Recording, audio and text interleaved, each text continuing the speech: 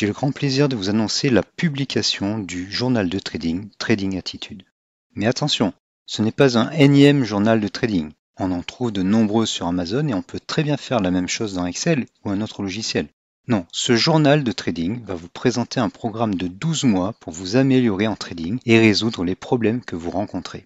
En effet, dans une précédente vidéo sur les dangers de la bourse, j'ai rappelé que le trading, voire l'investissement, pouvait être très dangereux pour certaines personnes. Et ce, jusqu'au suicide. Et c'est vrai que j'ai vu des investisseurs qui n'arrivaient pas à revendre et couper leurs pertes. D'autres achetaient toujours au plus haut. Et d'autres encore étaient spécialisés dans l'investissement dans des canards boiteux, etc. Malheureusement, on ne peut pas généraliser et aider tout le monde d'un coup. Il y a bien des règles à respecter, mais il faut faire l'effort d'une introspection. Chacun a ses défauts, ou plutôt ses mauvais comportements. Alors je dis mauvais comportement, mais le terme mauvais n'est pas bon.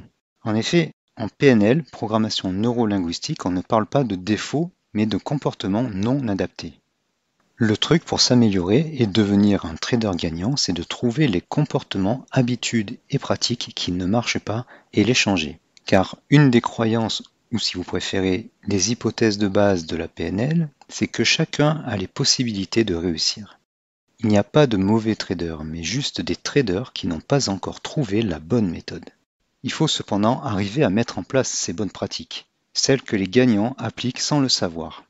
Dans ce journal de trading, je vous ai préparé une méthode qui vous permettra de trouver ces comportements inadaptés et d'en changer. Il y a notamment une méthode pour ancrer une nouvelle habitude ou pratique.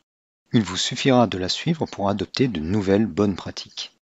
Mais le plus important, je trouve, c'est comment déterminer ce qui ne va pas. Et là, j'ai mis au point une technique. Pour chaque trade, vous allez noter les éléments comme la date, la taille de la position, l'actif, etc.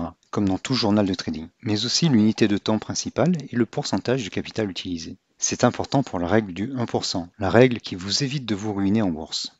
Vous indiquerez également si vous avez utilisé une routine et laquelle.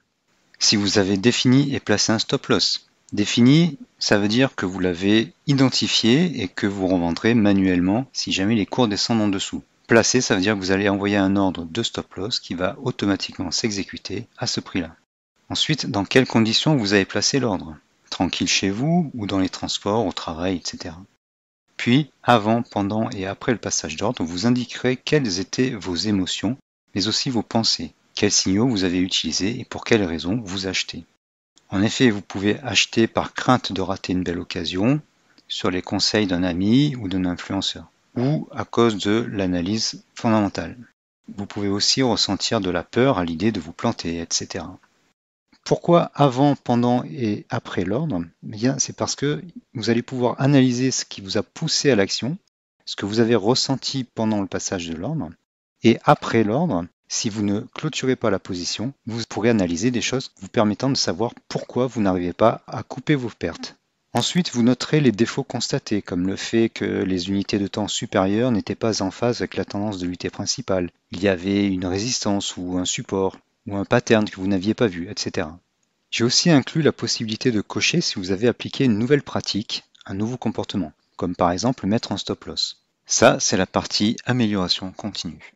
Enfin, vous répétez tout cela sur la clôture de la position. Là encore, vous pouvez agir par peur ou impatience, par exemple. Il est important d'analyser les raisons, les pensées et les émotions au moment de la clôture.